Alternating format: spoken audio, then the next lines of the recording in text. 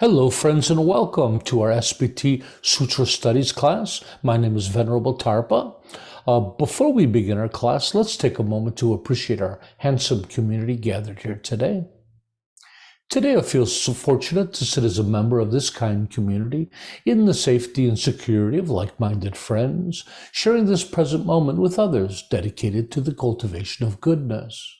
Today, I'm grateful for the direction and support that this community provides, a community worthy of my time and commitment, a community where my efforts have meaning, purpose, and are appreciated.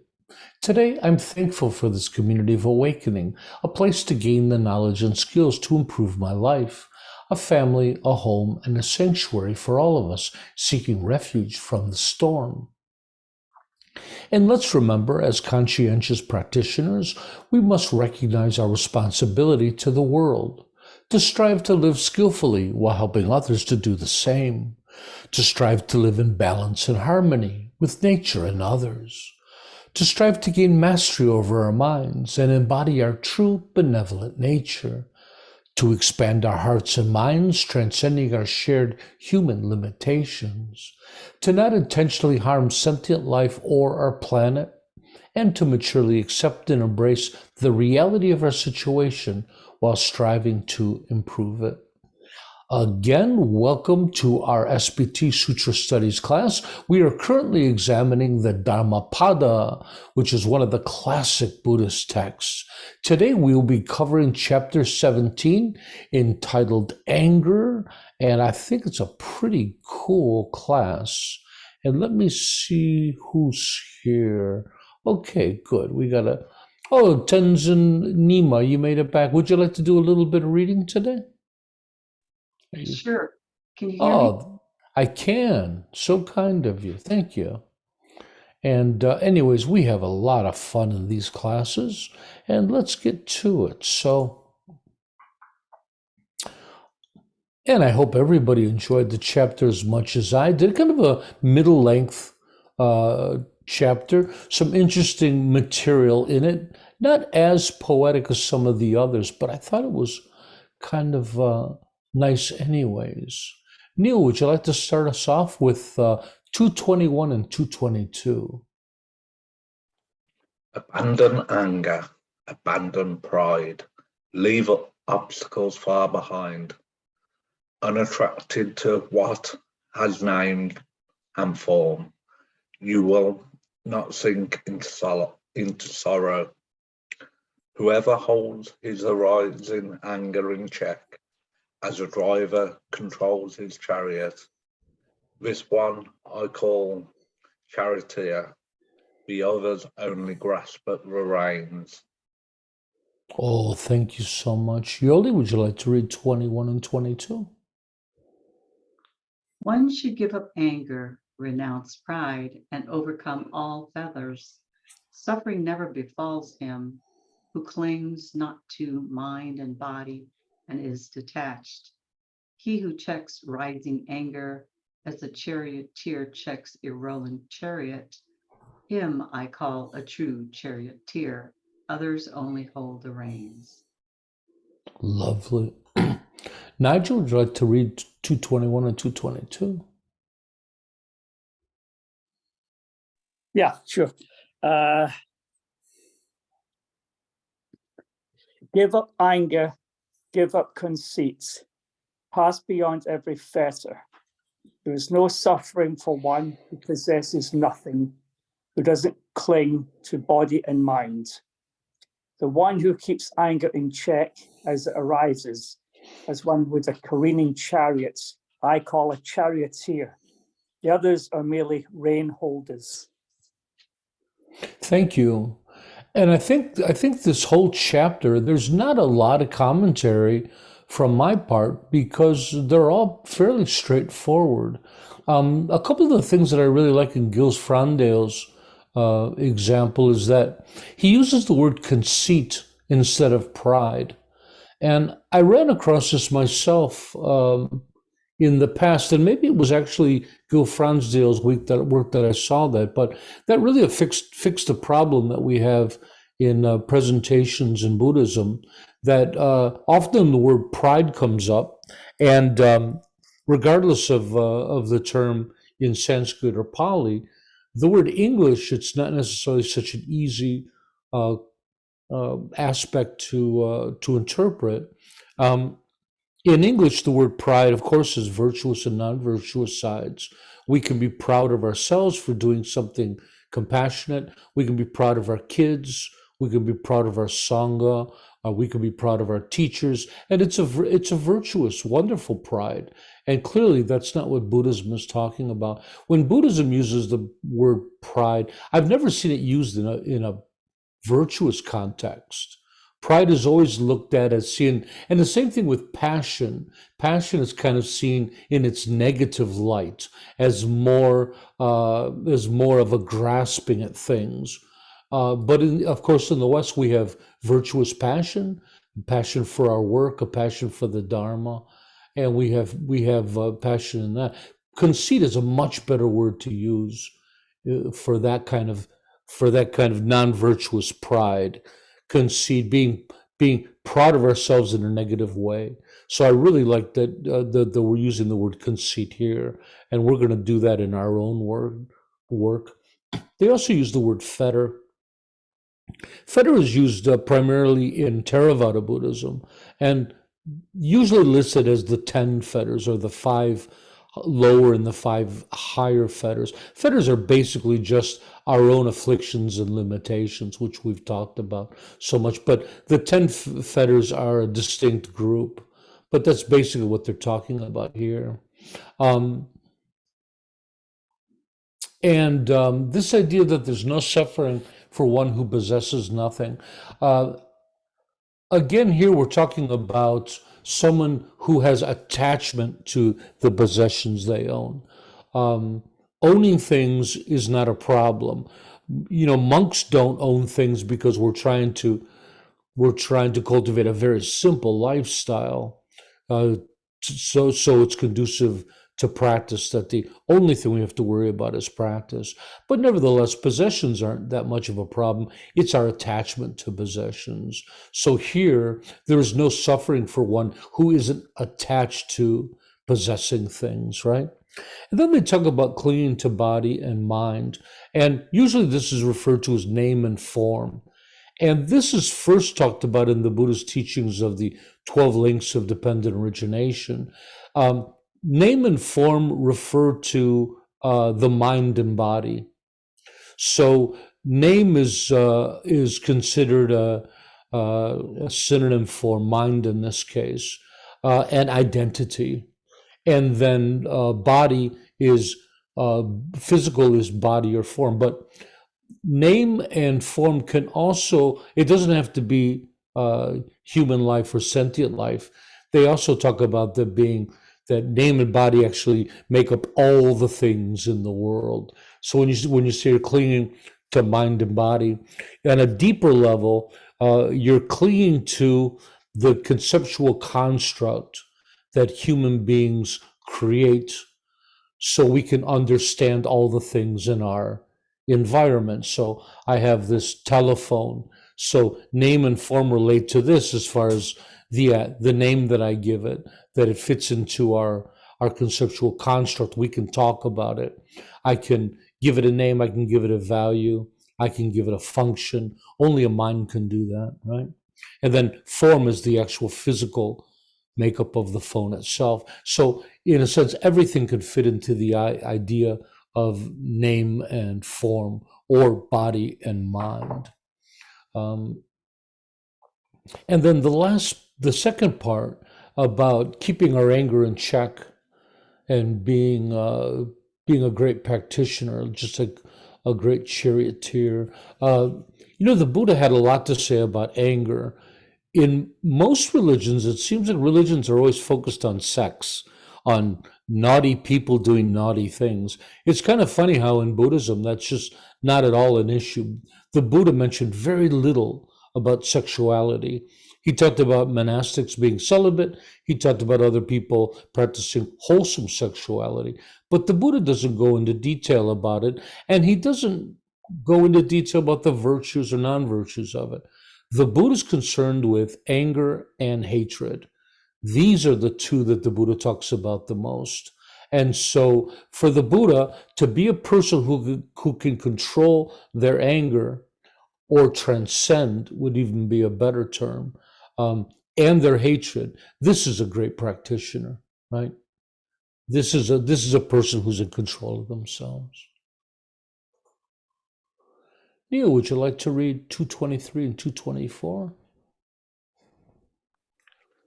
Overcome anger with good nature. Overcome evil with goodness. Overcome greed with giving. And overcome lies with the truth. Speak the truth. Control your temper. Give what you can when asked. By these three virtuous actions, you draw nearer to the gods. Oh, that's so pretty. Thank you, Neil. And Yoli, would you like to read 223 and 224? Overcome the angry non-anger. Overcome the wicked by goodness. Overcome the miser by generosity. Overcome the liar by truth. Speak the truth. Yield not to anger. When asked, give even if you only have a little. By these three means, one can reach the presence of the gods. And Nigel, would you like to, Tinley, would you like to read 223 and 224?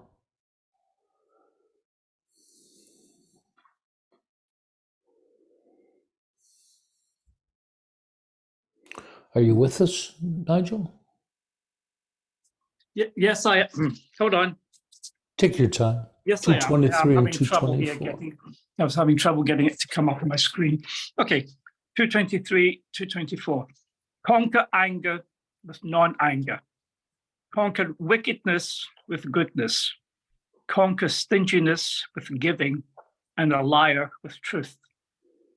If one speaks the truth, is not angry, and gives when asked, even when one has little, then one comes into the presence of the gods. Thank you. Very nice. Yeah, in Zen Buddhism, we have this idea of working at the root level of our afflictions, and it always seems like they work in opposites, right? They list quite a few of them here.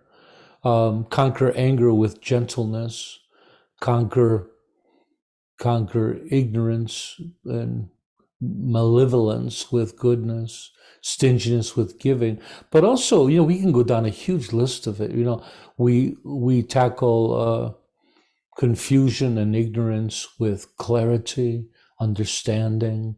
I remember there was a meme that I really liked, and it talked about that. It talked about if you feel poor, help others that are more poor than you are. If you're feeling lonely, help others that are lonelier than you are. And that kind of same sentiment is within that as well.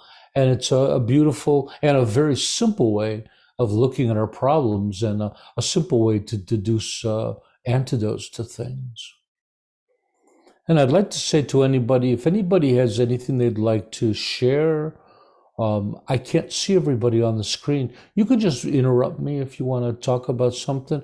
You can also post it in the chat, but please don't put long questions or comments in the chat. We don't have time to stop to read them.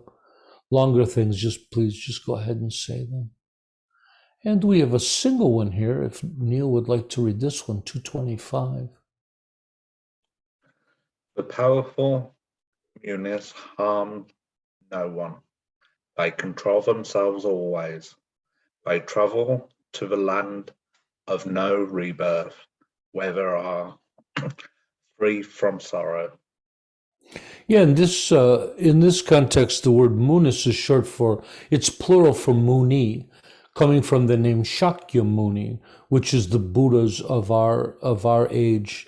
That's his name, Buddha Shakyamuni. So when they talk about munis, they're talking about enlightened beings. And the land of no rebirth, of course, is nirvana. Yoli, would you like to read 225? Those sages who are inoffensive and ever restrained in body go to the deathless state, where having gone, they grieve no more. Thank you. And the deathless state is nirvana. And Nigel, would you like to read 225? We're on 2 pages here at the top and bottom. Okay. Sages who do harm, constantly restrained in body, go to the immobile states where they do not grieve. Thank you. And that's sages who do no harm. Who do not harm. Yeah. The ones that harm, that's a different lesson. Mm-hmm. I like this one. The sages who are inoffensive. Isn't that a lovely term? Inoffensive people, right? In our Bodhisattva vows, we have a vow of being friendly and gentle, don't we? And I think gentleness is a quality that we don't reflect on enough in Buddhism. It's such a beautiful quality in practitioners that we become more and more gentle. And of course, they're talking about these great practitioners who are inoffensive, who are restrained in their body, and who have, I think we could say, mastered self-control. They go to nirvana. Having gone, they grieve no more. They're in a state of joy. I think that one's very nice. And we have 226.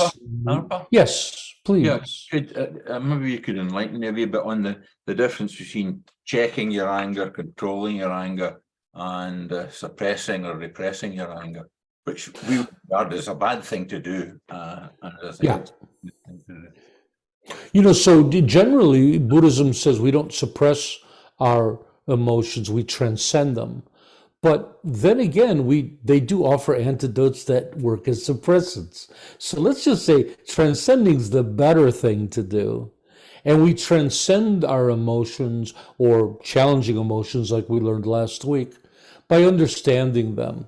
When we gain real understanding, let's use anger for an example. When we've examined our anger and we've watched it, and we come to terms with it, and we really understand what are its causes, what kind of things stimulate us to create anger. We realize where it comes from, how it's sustained, how it's reduced, and how it's limited and not made to arise again. That understanding is one of the most powerful tools for transcending it.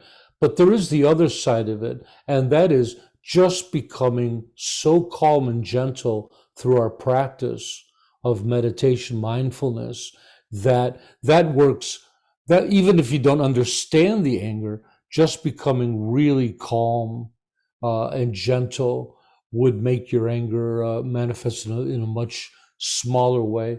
The biggest problem with anger is that it just catches us so quickly.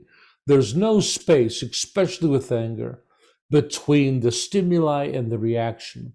So we talk about this quality of objectivity and objective distance, becoming the camera lens, and setting our emotions aside and just looking at reality for what it is before bringing our emotions in and discerning what we think about the situation. And then, like in meditation, where we start to cultivate the space between thought, where nothing's happening, by creating that space, that's the same kind of space we're creating between stimuli and reaction. And in this case, we start to master that space, and we're able to create it, prolong it.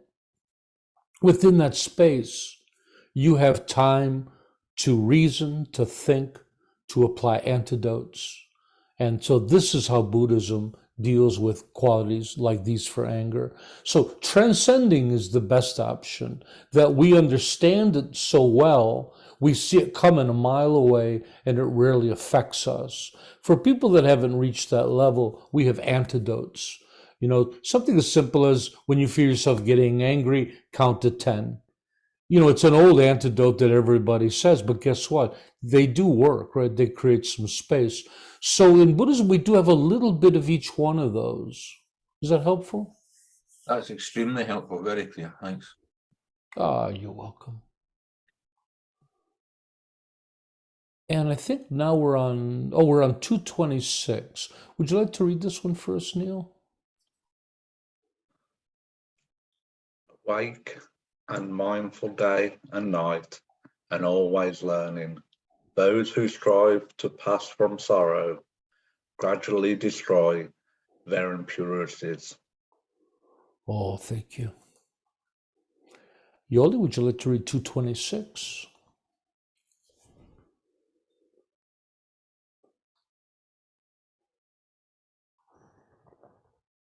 If you're with us. Are you with us, Yoli? I could read it if you're not. Those who are vigilant. Oh, wait, I'm Oh, sorry. I please, was Yoli. reading. I thought I was reading with my mic on. Okay. Mm. Those who are ever vigilant, who discipline themselves day and night, and are ever intent on nirvana, their defilements fade away.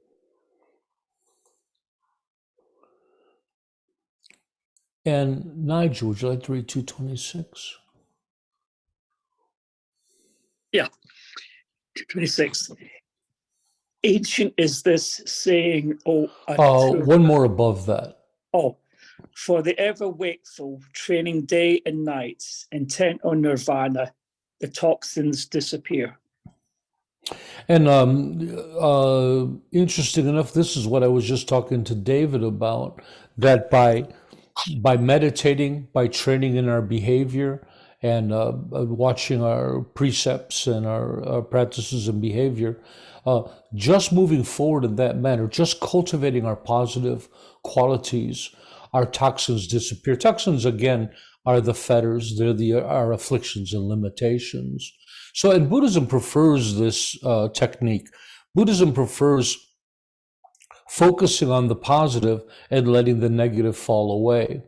Now, I can't say which of the methods are most useful. I think traditionally, both methods have always been popular. The one method is to look at all of our problems and try to understand them. I think most psychiatrists would work in this vein. At least they did in the old days. I think it's changing. We have more positive psychology, but traditionally, you went in and you talked about all your problems, and you focus on them, looking for a solution, right? And that sounds reasonable to me, rational. But Buddhism favors the other, favors the idea that believing that so much of our afflictions and negativities actually appears as habit, and there's not so much thinking going on, they're just habits. And again, as we always talk about, that since the mind can only focus on one concept or idea at a time, while you're focusing on all of your good qualities, you're not feeding the other ones, right? The two wolves that are inside us, the wolf of light and the wolf of dark, they're in constant battle. Which wolf wins? The wolf you feed. So if by feeding goodness and by focusing on goodness, it allows us to awaken. Now, with that said, they don't negate each other. It's not either or. Buddhism does both, right? We favor the positive, but we also take time to look at our problems. So it doesn't have to be either or. It's just a question of balance, which side you're on. And Buddhism favors a bit more balance on the positive. Oh, that's lovely. Now, this one is, okay, this one we'll read in one big grouping. So, we have Neil up reading this. Can you start at 227 and read to 230? Listen, Atula, here is a bit of ancient wisdom. They blame you for being silent. They blame you for talking too much. They blame you for watching what you say. No one in the world can go unblamed. There never has been, nor will ever be, nor does there now exist a person who is always blamed or always praised. But the one who is daily praised by the wise, the one who is blameless, is the one with ethics and integrity, the one with fine knowledge. He is like a coin of the purest gold, who is fine enough to fault him. Even the gods sing his praises. Even Brahma applaud him. Thank you, Neil. What always confused me in this, in Gideon Chappell's account, is when they use this dash here, they're actually using it to separate sentences, and it's always kind of confusing, because I think for most of us in the modern context, we would use that dash to read through like it's a compound sentence. So here it would read, "He is like a coin of the purest gold, period. Who is fine enough to fault him," right? And starting that as a new sentence, it really changes the meaning of it. I've been having problems with that ever since we started the class. Thank you, Neil. That was lovely. And Yoli, would you like to read through? Oh, Atula, indeed, this is an ancient practice, not only one of today. They blame those who remain silent. They blame those who speak much. They blame those who speak in moderation. There is none in the world who is not blamed. There never was, there never will be, nor is there now a person who is wholly blamed or wholly praised. But the man whom the wise praise, after observing him day after day, is one of the flawless character, wise and endowed with knowledge and virtue. Who can blame such a one as worthy as the coin of refined gold? Even the gods praise him. By Brahma too he praised. Thank you. That's lovely. And Tinley, would you like to start her at 227, read through 220, 230? Okay. Ancient is this saying, O Atula. It is not just of today. They find fault in one sitting silently. They find fault in one speaking much. They find fault in one speaking moderately. No one in this world is not found at fault. No person can be found who has been, is, or will be only criticized or only praised. One more, please. Who is worthy enough to find fault in one who is like a coin of the finest gold, blameless in conduct, intelligent, endowed with insight and virtue, praised by the wise after being observed day after day. Such a one is praised even by the gods, even by Brahma. Thank you. This is a very popular saying in Buddhism, and I took a great comfort in it because I'm a bit of a chatter, and people don't like chatters. They're always criticizing us, and I always really like this one. And I find great truth in it. You know, for myself, when I found that, when I tried to be more quiet, and people found that even stranger. So for me, people criticize me for talking too much, and when I try to do something about it, it's like nothing I can do makes people happy. And I think when you try to do something about it, it becomes kind of a natural. Nevertheless, there's just such great wisdom in that, isn't there? And of course, we would have something in the West, kind of like, you know, be yourself. People are going to criticize you however you are. What you want to do is just be authentic, be yourself. Neil, did you want to add something? Or any comments? Okay, I thought I heard something. And yeah, there's just no people that are always criticized or praised. It reminds me of a story of, if I can remember the teacher, he's a famous Nyingma teacher, but when you visited him and went in to see him, he would always be playing this game with his attendants. that his attendants would come in and bring tea. And one time they'd come in, he'd praise them and tell them how wonderful they are. And the very next time they came in, he would do the opposite and tell them how horrible they are at their job. And he would just go back and forth with it with all the attendants. And they all kind of smirked because they kind of understood the lesson. But he was trying to break people of that. But it's true, that no matter who you are, but there's somebody's criticizing. Is that? Oh, it's Nigel. Okay. Let's go outside, everybody. Come on. Yeah, let's go outside, Nigel. You could mute Nigel when he's not reading. He's clearly taking care of his dog pals. So, and then of course, now they say that everyone's blamed and everybody and no one's praised all the time. But then they go on to list the people that aren't blamed, who are blameless. So I thought that was a little bit strange, but nevertheless, and maybe what they mean here is it's by the audience, like, you'll be criticized by everybody, but the wise don't necessarily do that, right? The wise, for those who are intelligent and insightful and virtuous, the wise can praise them all the time.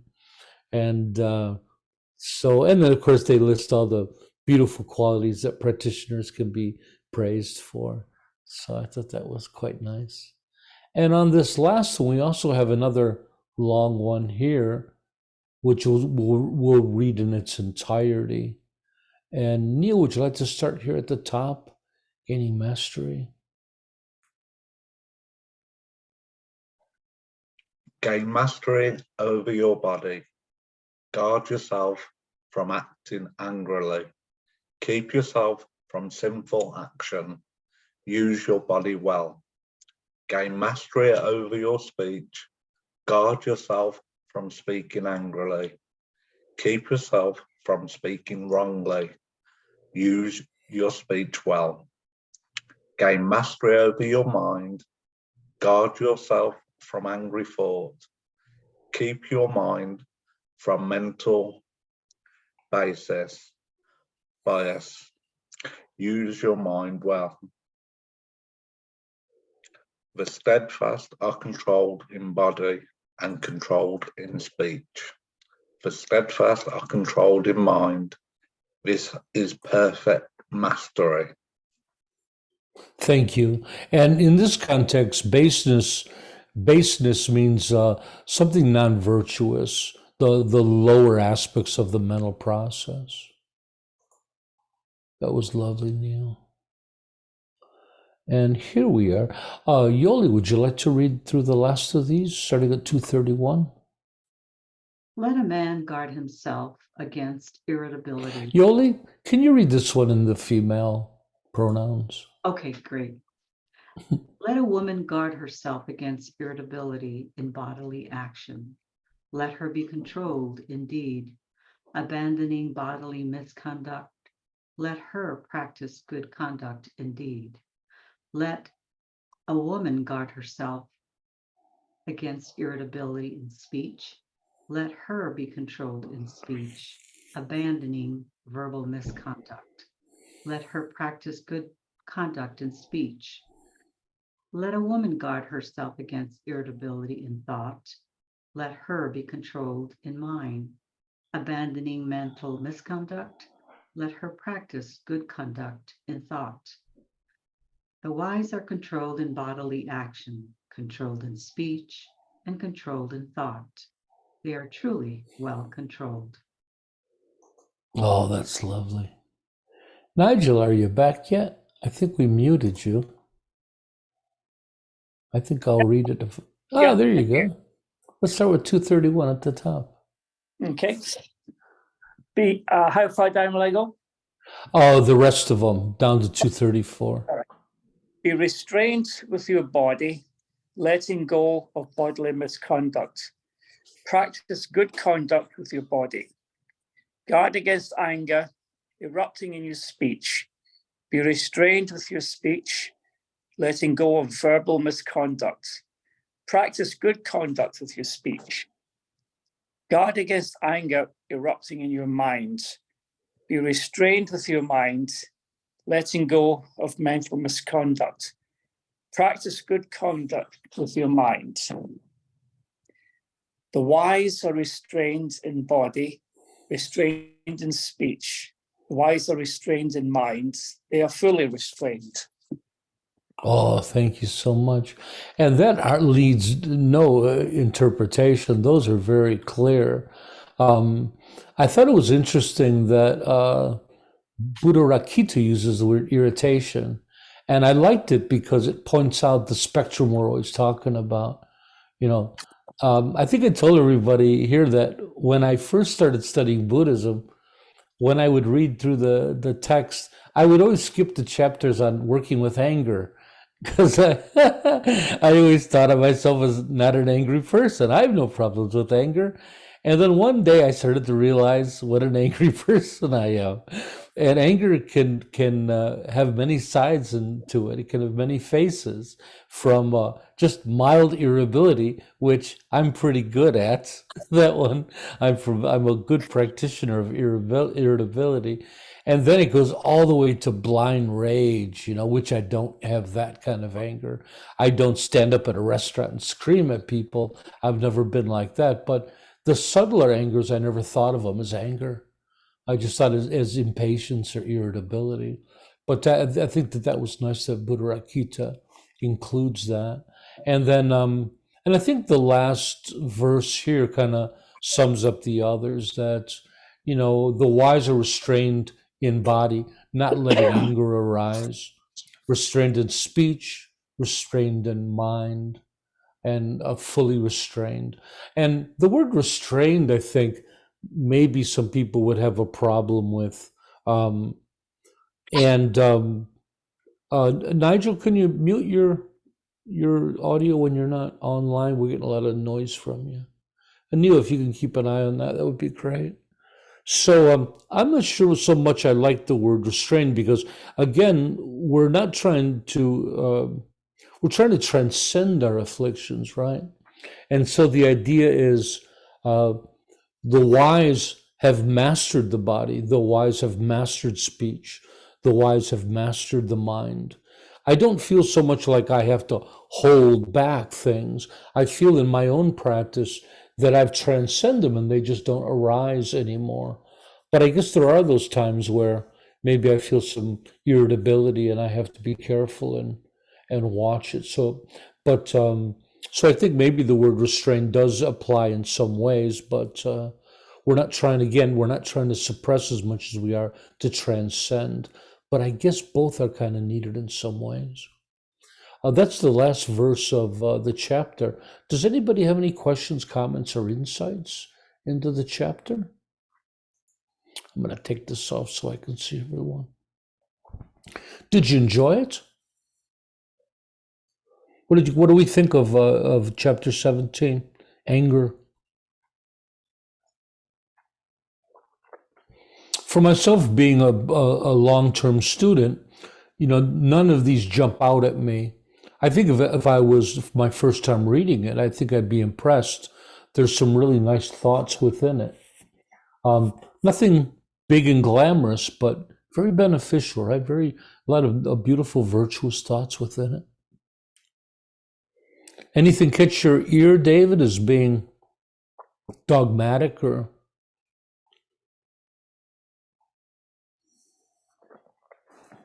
I've maybe kind of said this before, Trapper, but I can't relate to most of this stuff. I'm surprised because I used to like the Dhamapada, but what I relate to is what you've got to say about it. Mm-hmm. And quite a few times I thought, well, that's not right, in my mind, and you would elaborate on what it really means. I think you could read the telephone directory and make Dharma out of it.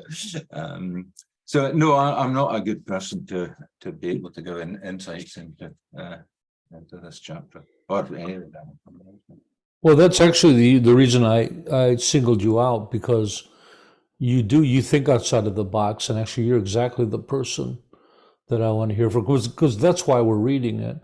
And I had, maybe it was David or maybe it was someone else. They commented and then they said, "Why are we even bothering reading this stuff? It's so dogmatic and it seems so archaic that we really get so much more out of this out of our SPT material."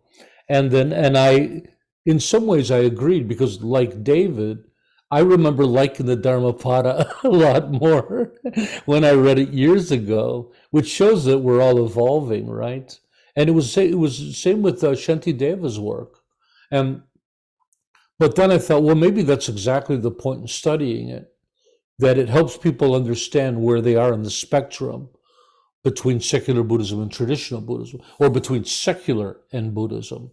Right? Secular Buddhism is that spectrum between secular and Buddhism, and so it's helping to solidify some of my views, and I think it helps me to feel good about what we're doing now, the work we're doing now. And then I also try to remember that maybe it's just the audience. This was the Bronze Age, or as far as we know, at least 5th century Thailand. Maybe the Buddha explaining these to people, their just minds weren't open to the idea of moving beyond black and white, seeing gray in there. Maybe that's a modern thing that modern minds do, that we've evolved as a human species. We've evolved to a deeper knowledge of these things. And of course, I don't know the answer to that. Those are just some thoughts I'm sharing. Would anybody else like to share? I kind of struggled in my meditation today because anger was present in my body because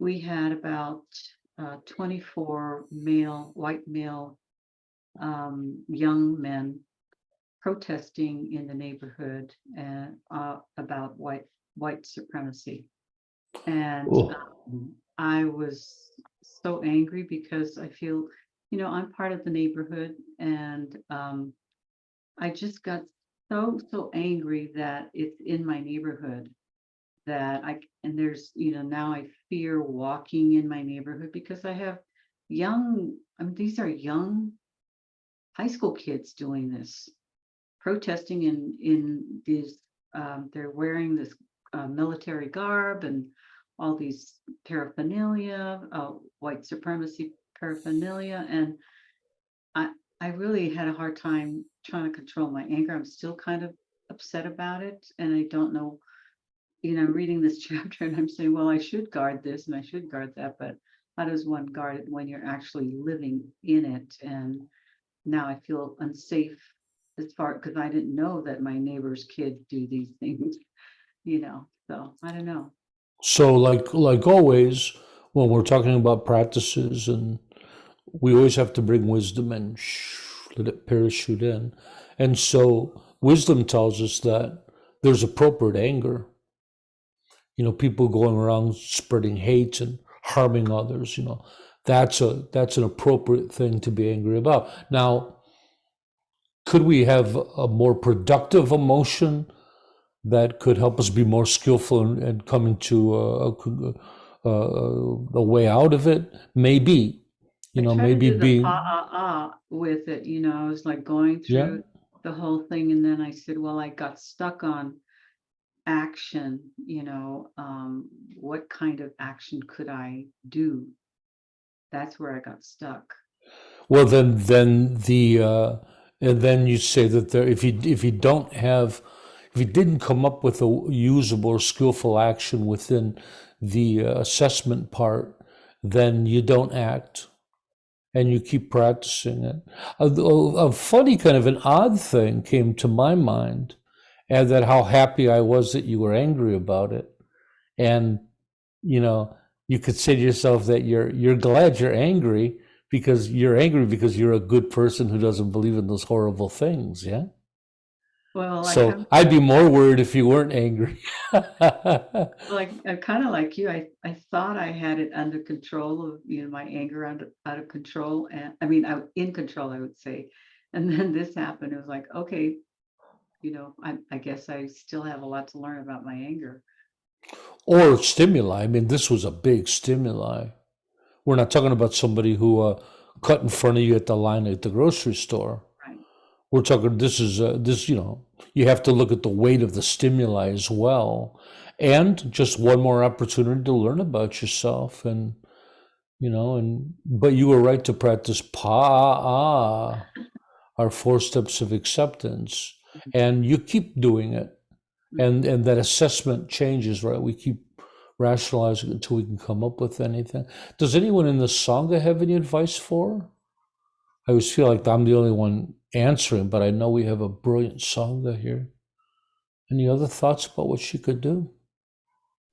I don't have any thoughts about what you could do, Yoli, but I would like to express my sympathy for your situation. I think that's terrible in your own community, in your own home, in your own area that you feel at home, to have that reported in. So my heart goes out to you. Thank you. Yeah. Yoli, I have the same experience here. Okay, Mm, I am surrounded by white supremacists. And the best thing I've done is I just ignore them and just keep on going about doing my thing. And they, they'll leave it alone. Confronting them or trying to change their minds or whatever just doesn't work. And it's a good way, at least here, to get yourself shot. So. Well, I started worrying about, I walk a lot in my neighborhood, and Yeah. then I had to think about, well, I didn't realize we have these many people in my neighborhood, participating in this kind of thing. And I thought, well, now, what if I came across one of them? What do I do? And I know I'm obstinate, and I feel like I have a right to be here. So I don't know, I hope I make the wise choice when that happens, or if it happens. Yeah, you have some fear when it deals with this, being the fact that you have a Hawaiian or exotic look to you. You're not the stereotypical Idaho kind of person, so you're actually worried about your own safety, aren't you? It's not just you Yes. not condemning their actions, it's you're in fear of your own safety. Right. I'm very much aware that I'm Asian American, and I know that they have a strong feeling against Asian Americans. And so, there's that element that I have to always concern myself with. I didn't think about that when I replied to your statement, because everybody just looks the same to me. But I think what I said is still accurate, but you just have to be a bit more cautious.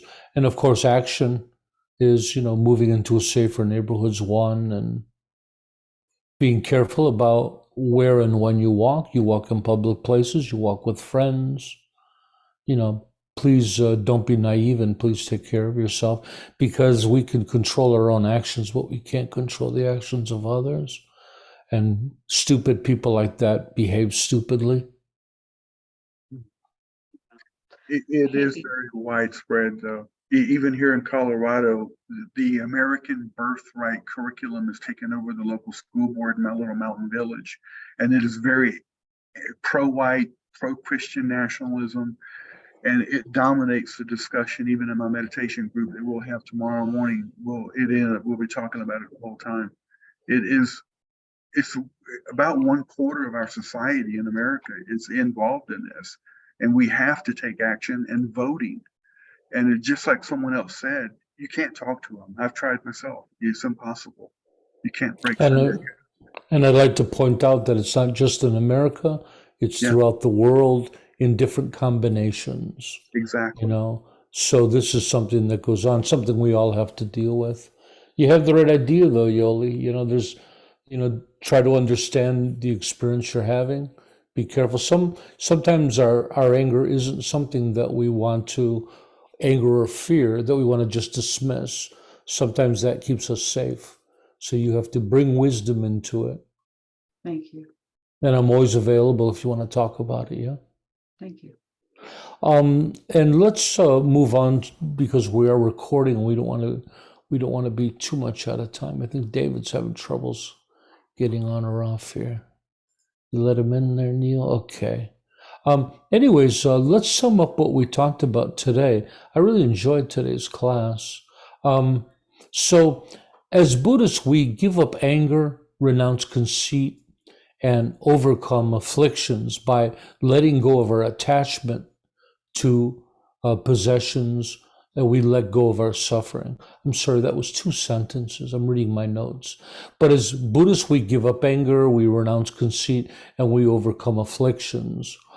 This is the primary thing of what we're working with in Buddhism. And we also let go of our attachments to possessions by which allows us to let go of our suffering. I did a really bad job on my notes this week, sorry. Those who control their anger are masters of their practice. By cultivating gentleness, goodness, and truth, we awaken. By not harming or offending others and practicing self-control, we achieve nirvana. It's through being vigilant and mindful, remaining disciplined in our training, that we transcend our limitations and afflictions. And of course, the famous line, they find fault in one who sits silently, they find fault in one who speaks too much, they find fault in one who speaks moderately. No one in the world is found not at fault. I think that that is so true. And it's just simply impossible to please everybody, no matter how we carry ourselves. Others will always have criticism for us. I remember at one point, I was having problems in a Sangha, and I asked the teacher, not big problems, but I had some bad reactions from some of the people in a Sangha, and I asked my teacher about it. I said, I can't figure it out. I'm practicing all of my Buddhist training. I'm kind, I'm friendly, went down the list of all the things. And he said, oh, Tarpa, he says, it's not always like that. He says, sometimes when you're at your best, you just act as a mirror to those who aren't. When you're happy and friendly, you show people how unhappy they are. And so it's true, you know, no matter if you act miserable or if you act delightful and you're the greatest practitioner in town, people on one side of this or the other will have a complaint. But I find it very true that, you know, we talk about in our skillful living practice of having this dial of intensity that we use for our practices, that it's not just practicing, but learning how to practice in the right environment. I think nowadays they call it reading the room, right? You have to read the room and adjust your level of intensity. So if you're walking into a room and you're feeling really joyful and happy, and the room's a miserable room, sometimes you get a negative reaction. People say, who's this guy looking so happy? And they actually hate it because all they see is what they're not. However, for those who possess ethics, integrity, intelligence, and understanding, these rare jewels are praised by the wise. So good people will always see through all of that. And lastly, be vigilant in guarding your body, speech, and mind against the arising of irritability or anger. The wise are fully restrained in body, speech, and mind. I like to remind everybody that the sutra teachings are meant as practice instructions. So in order to get the greatest benefit, we need to engage fully with them, utilizing the 3 great objectives of study, contemplation, and meditation. Your work this week is to discover how these teachings apply to your daily life, transforming them from words on a page into living Dharma. Next week, we're moving on to chapter 18. We are flying through the Dhammapada. If I'm not mistaken, I think we only have 24 chapters. So we're going to be finished in no time at all. And chapter 18 is on corruption. So that should be fascinating. Tomorrow is our skillful living class. It's Sunday. And this week, we're going to be talking about style and lifestyle. And it's a fascinating class. I think you're going to really enjoy it. It really gives us some tools for actuating a beautiful life. So let's take a moment now for our altruistic affirmation. May all be healthy. May all be prosperous. May all be well. May all be present, free of past regret and future worry. May all abide in constant appreciation, which is a source of great joy and contentment. May all realize their true nature and the true nature of reality, which is awakening. Thanks everybody for coming. Remember that the SBT community was created for one purpose, to support you, the practitioner. So thank you all for coming. I had a lovely time. I'll see you tomorrow. Bye-bye. Thank you. Bye-bye. Thank you, Tapa. Anytime, Bye. anytime. Thank you, Tapa. You're welcome, Neil. Thank you, Neil.